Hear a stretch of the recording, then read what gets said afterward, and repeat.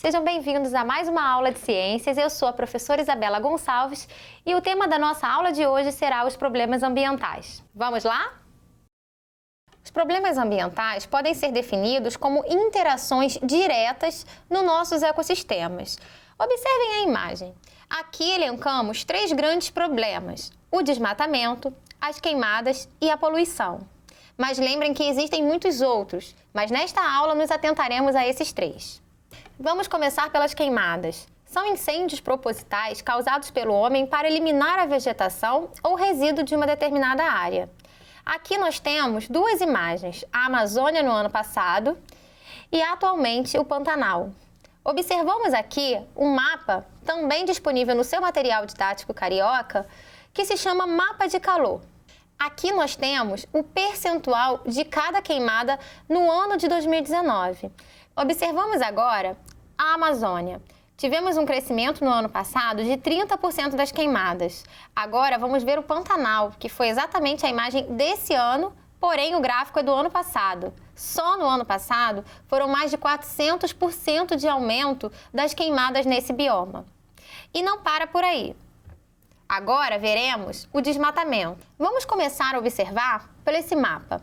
O mapa está destacado todos os ecossistemas brasileiros e esses pontos vermelhos são os alertas que estão em maior concentração ou menor concentração de desmatamento. Percebemos uma grande área vermelha, principalmente na Amazônia. E exatamente foi essa notícia que eu trouxe para vocês. O governo enviará tropas à Amazônia para deter disparada do desmatamento. E olha que interessante, em 2009, o desmatamento na Amazônia atingiu uma alta de 11 anos, quando incêndios devastaram essa floresta tropical. E a destruição não parou por aí, continuou a aumentar esse ano. De janeiro a março de 2020, o desmatamento na Amazônia brasileira cresceu em torno de 51% na comparação com um ano atrás, de acordo com os dados de satélite. E, infelizmente, o desmatamento é um problema ambiental que atinge todos os nossos biomas. Vamos pensar na nossa colonização, em que o desmatamento aconteceu inicialmente para a expansão urbana, depois para o plantio e assim foi por diante. Observem essa imagem também do desmatamento na Amazônia. E agora, o mais interessante é que o desmatamento e a queimada, eles estão muito correlacionados. Observem essa imagem. Temos aqui a retirada da árvore de uma supressão vegetal, como no desmatamento. Temos também a queimada logo em seguida do desmatamento. E, infelizmente, aquela área ela pode ser utilizada. Se tiver num terreno mais acidentado, ela pode ser utilizada para pecuária, quando não se tem também uma fertilidade no solo. Ou, se for numa área mais plana, aquela área que foi devastada e queimada, ela pode ser usada na agricultura. Eu trouxe aqui um problema muito grande no nosso cerrado. O bioma cerrado, ele tem uma grande importância pela presença dos seus arbustos e das suas raízes bem profundas que ajudam na drenagem e permeabilidade do solo, alimentando os aquíferos que vão drenar a água para grandes bacias hidrográficas do nosso país. O que vem acontecendo no cerrado com o desmatamento seguido de uma queimada, o que acontece? Se a gente observa nessa imagem, a gente tem um plantio de soja, por exemplo, tem uma raiz muito rasa e com isso vai dificultar a permeabilidade da água, assim como a pecuária, que vai facilitar a compactação do solo, ou seja, com a chegada das chuvas, esse solo que era mais poroso, mais permeável, ele não vai estar tão assim. E aqueles aquíferos que eram alimentados justamente por essa drenagem do solo, não vai acontecer. Falaremos agora da poluição. Vamos dividir em três tópicos: poluição das águas, do solo e poluição atmosférica. Na poluição das águas, são diversos os motivos: rejeitos industriais, os lixões. Como assim, lixões? Sim, porque se a gente tem um descarte de resíduo a céu aberto, todo aquele líquido que vai sendo liberado, ele vai entrar no solo e esse solo vai contaminar o lençol freático. Temos o esgoto não tratado, temos os resíduos sólidos. Já na poluição do solo, nós temos os lixões também, pois vão modificar todas aquelas características do solo. As queimadas, sim, as queimadas, elas vão, na verdade, facilitar o empobrecimento daquela região, resíduos industriais, fertilizantes e agrotóxicos. E na poluição atmosférica nós temos a queima de combustíveis fósseis, como o gás carbônico, as queimadas, as indústrias e a pecuária. Observem essas imagens, eu trouxe 3 imagens de cada problema. Na poluição das águas, eu trouxe aqui a tragédia de Brumadinho, onde rejeitos de minério caíram dentro da bacia do Rio Doce. Já na poluição do solo, eu trouxe o lixão a céu aberto. E na poluição atmosférica, uma fábrica eliminando gases poluentes. Hora de praticar. Você sabe o que é efeito estufa e como esse fenômeno está relacionado com a poluição atmosférica? Vamos entender agora o que é o efeito estufa. Vamos imaginar que essa luminária é o Sol e temos aqui o nosso planeta. A incidência solar, quando ela penetra no nosso planeta, alguns gases, que chamaremos de gases estufa, acabam permitindo que essa radiação parte fique aqui no nosso planeta retida e a outra parte seja refletida. Isso é extremamente importante para a nossa sobrevivência, pois é essa radiação que fica retida no nosso planeta que conseguimos sobreviver a uma temperatura mais agradável. Imagina se não tivéssemos o efeito estufa. Seria bem complicado sobreviver aqui na Terra.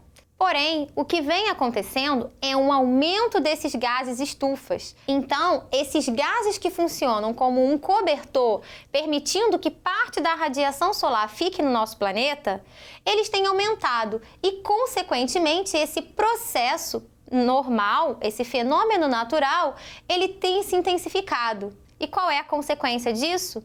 O que a gente vai chamar de aquecimento global, ou seja, muitos gases estufas, como o gás carbônico, aquele mesmo eliminado pelos carros, e outros gases como o metano, eles têm se intensificado na nossa atmosfera e com isso esse cobertor ele aumenta e parte da radiação que sairia está ficando e a nossa temperatura está aumentando. E com isso, diversas consequências estão associadas que veremos mais à frente. Mas antes eu te convido a criar na sua casa uma prática do efeito estufa.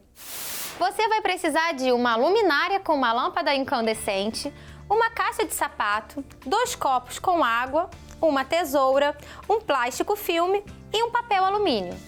Com o papel alumínio, você vai forrar o interior da caixa. Logo em seguida, colocará um desses copos com água dentro dessa caixa.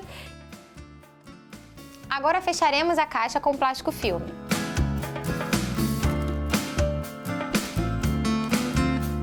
Utilizaremos a tesoura. Agora aguardaremos de 15 a 30 minutos.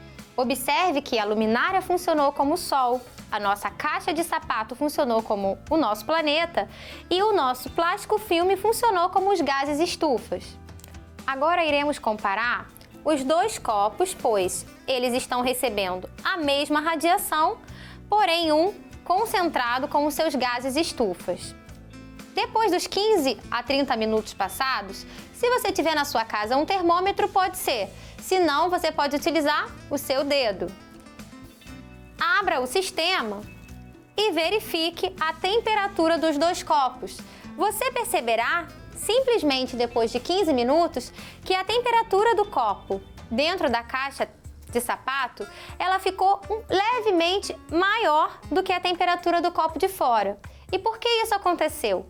O plástico filme, ele funcionou como os gases estufas. Agora lembrem-se que esses gases estufas, eles têm aumentado consideravelmente no nosso planeta. E com isso, essa temperatura ela tem aumentado em taxas estratosféricas, causando o aquecimento global. Além do aquecimento global, veremos agora outras consequências dos problemas ambientais. Observamos nas imagens que os problemas eles podem ocasionar diversos impactos, tais como a perda da biodiversidade, problemas de saúde. Pensem nas queimadas, todos os problemas de saúde associados a elas, principalmente respiratório, enchentes, deslizamentos de terra, contaminação dos aquíferos, como observamos, chuva ácida e o aumento da temperatura do planeta, como acabamos de ver no aquecimento global. Mas será que podemos fazer alguma coisa para minimizar esses problemas ambientais? Vamos ver algumas sugestões. A primeira delas é reduzir o uso de combustíveis fósseis, pois assim diminuímos a emissão de gases estufas. Associados a isso, podemos também buscar fontes de energia alternativa. Não somente ficaremos presos aos famosos combustíveis fósseis como o petróleo. Outra atividade seria a agroecologia, que é você utilizar a terra através até mesmo do uso sustentável e gerar economia. Outra estratégia muito eficiente é a questão do saneamento básico, a exigência de serviço de qualidade tratando o nosso esgoto que chega aos nossos rios e, consequentemente, mares. Outra seria a recuperação de áreas degradadas com reflorestamento. E, por último, a coleta seletiva, de qual todo resíduo sólido ele vai voltar para o ciclo através da reciclagem. Mas, prestem atenção, antes de tudo isso, a gente tem que ter, na verdade, um consumo consciente. Eu tenho o meu. E você?